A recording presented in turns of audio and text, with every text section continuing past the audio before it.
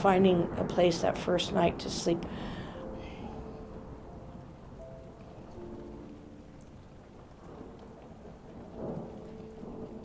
It was very, very frightening. You feel exposed. You feel unsafe. There were days where it was so cold, I had several pairs of socks on and my feet still got bitterly cold. It helped having my son there and not being alone. I can't imagine being homeless and alone and not having anybody to be there with you, you know.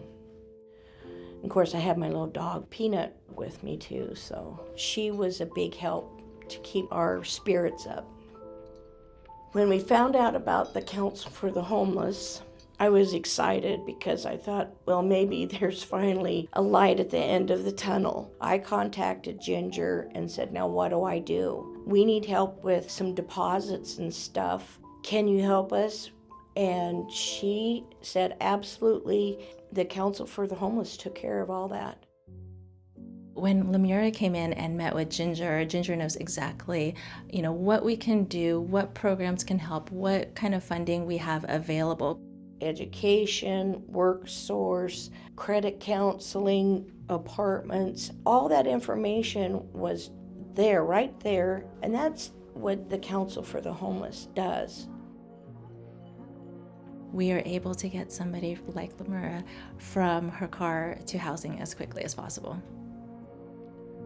They did help us out with all the deposits, the prorated rent, so we were able to move in.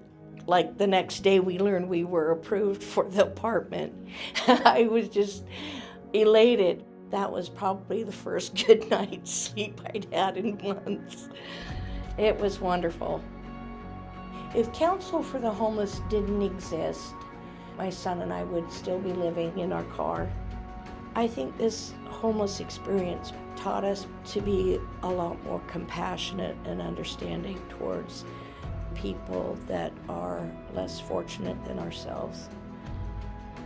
You don't feel like you're an outcast anymore. You start to feel human again. It's hard to describe when you've been living in your car and afraid, and then being in our own place. It's like night and day, night and day.